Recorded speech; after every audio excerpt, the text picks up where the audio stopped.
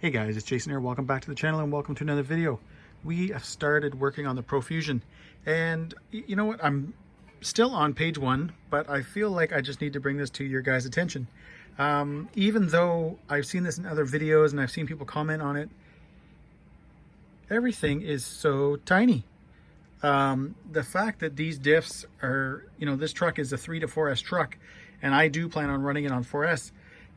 These are teeny, like so small. It's kind of unbelievable. But I mean, I'm not going to, well, actually no, I am judging, but I guess once we start running the truck, we'll know better. I've already got my oil set up. I've got 50 for the front, 500 in the center, and 30,000 in the rear. I also have the, this is the Proline spur, the steel spur. I've got that out too. But anyways, guys, I'm going to keep going. I just wanted to bring that to your attention because it definitely, the diffs are definitely tiny. And when you're unpacking the bag with all the O-rings, be careful in there because those little guys right there kind of get stuck to your fingers and you'll be actually pulling other ones out. And I was getting ready to throw the bag in the garbage and I actually looked and one was stuck to my finger. So just, if you're building this kit, just make sure you pay good attention to that. All right, guys, through the magic of stopping and starting my camera, I was able to get this far with the truck. So far, things are going really, really well. The manual's not bad. There's been a few little minor issues. There's like a little block. I don't know if you guys will be able to see it. There's like a little block back here. There's the diff case, like which holds your diff, but there's like a little block back here. It's not even to install that isn't even in the manual. So you're kind of putting everything together, and you notice that you have like this big gap back here, and then you realize, oh hey, that part that's sitting over there goes there. But for the most part, guys, I would say overall it's pretty good. Everything looks good together. I've kind of done things a little bit different. I went ahead and installed the servo. I did the body post mounts. I had the body posts in earlier because I was really excited to see the body on the truck. All right, guys, I went ahead and built the shocks. I thought I might as well just get them out of the way. I was kind of dreading them. They went together not too bad. I built one at a time, so I didn't, go into the trees and, cut 4 parts off and all that kind of stuff. I basically would cut one part off, build that shock, go to the next shock, go to the tree, cut one part off, just to keep myself kind of organized. There's parts down here that are somewhat similar, and I didn't want to get them mixed up or anything like that while I was building the shocks. Everything in here, pretty much, I kind of coated a little bit with green slime, just so that everything would move freely and I wouldn't have any issues that way. These here, first time I've ever bought shock pliers. If you don't own a set and you work on your RCs, you want to buy these. I've been in this hobby for a long time, never bought them, and I used to use like fuel tubing sometimes on a shock shaft just so I could hold it tight to get everything in.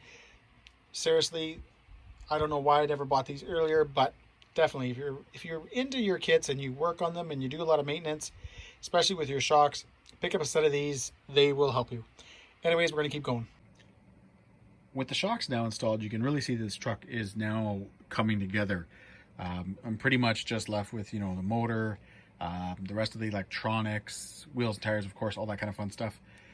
The shocks are very good shocks. They feel very smooth. I do have the optional Proline shock caps as well as the aluminum standoffs installed.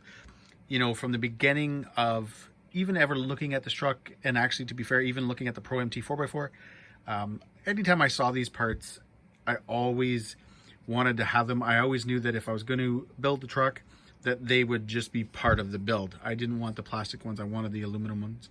I always think aluminum shock caps just, I don't know, they just really finish off a vehicle. They look the way they should. To me, I find when I see plastic caps, I'm always just kind of a little bit disappointed.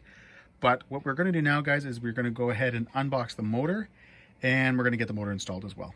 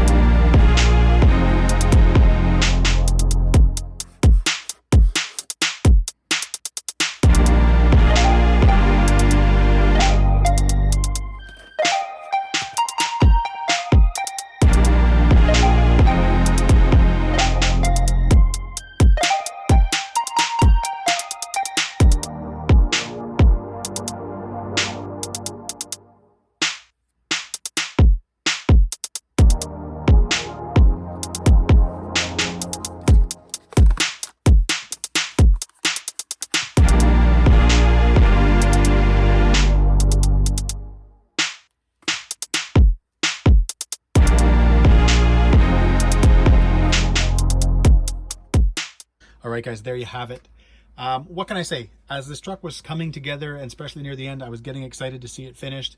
So instead of doing this video the way I wanted to, where, you know, I was going to do not an installation video, you know, not a full install video or anything like that, but just kind of go through, you know, certain parts as I get, you know, one, you know, major thing, like let's say front diff installed or rear diff installed. It sort of just kind of jumped to the finish. What can I say? This truck looks incredible. You know, the one thing that's fun about working, you know, when I was building this truck that was fun to do was the fact that, you know, you're working with such a cool backdrop. The chassis, that gunmetal chassis that's on it, just looks amazing. When you get to the shocks, and if you purchase, you know, for example, the aluminum shock caps, you know, even though I did not want to build the shocks, as I was, you know, as I was building them and I realized, hey, I'm going to get to be able to put the shock caps on soon, I kind of got excited, and it just made that whole kind of process of building the shocks even better. As well as I was able to, I also installed the aluminum standoffs as well. So you kind of, you know, I think I mentioned earlier on that it doesn't take long before you get to kind of jump into bolting things to the chassis. So it's kind of exciting. It's a little bit more fun than, you know, just building, you know, parts after parts after parts and then finally bolting them to chassis. You really get to see kind of something sort of take, you know, something sort of takes shape, which to me is kind of fun. I've done my best at trying to make my wire management, cable management look good. There's no receiver box in the Pro line, so the Pro MT or the Pro Fusion. What is nice though is that on the Pro Fusion you have a longer chassis, so unlike the Pro MT where you had to stick the receiver up here and you end up with kind of a big cable mess, I was able to put the receiver right back here in the middle. So I've got the ESC all the way back, and thanks to, there is like a little channel here that runs along that you're able to put, for example, the servo wire in, and then I just kind of bundled up the ESC wire. I might try to throw some, either some loom or like some wire loom, or even if I can find like a piece of, let's say, heat shrink, there's the word, you know, just to kind of shrink it around the cable type thing. That might clean it up a little bit, just because I find everything in this truck right now looks awesome. The chassis, you know, the motor is gorgeous. The ESC is a good looking ESC. I just, you know, I want to make this as clean as possible. I've done some nice stuff over here with the servo as well, just to kind of make it look a little bit cleaner, a little bit better. The servo horn is still the stock one, so it's the plastic horn. It's not going to be very good, so it's something I'm going to replace. I just got to kind of look into it. I'm going to try to find, again, like a copper or an oranges one that'll match, just to keep, you know, kind of, I don't want to say the theme, because there's definitely not an orange theme going on here, but again, just with the servo and stuff, I'd like to keep that clean that way. The reason, guys, we have this sheet out is for two reasons. One, I always kind of think it's sort of fun. It makes me look a little bit more professional. But two is because it's a horrible day. It's raining outside. It's muggy. It's gross. So I won't be going outside to take any shots. So what we're going to do is we're going to finish off this video, guys, with, you know, a few pictures, or I should say quite a bit of pictures.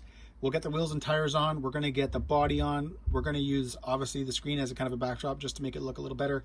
But the third video, guys, with the running video, you know, obviously we'll have the truck outside. I'll be able to do some cool pictures and stuff there. But what can I say, guys? I'm super happy. I've got everything already calibrated. The ESC is good to go. I am going with an 18 tooth pinion. That sort of just seemed to be kind of, anybody running the 2200 kV, they've all seemed to have gone up to the 18 tooth. It's a little bit noisy between the metal spur and this pinion.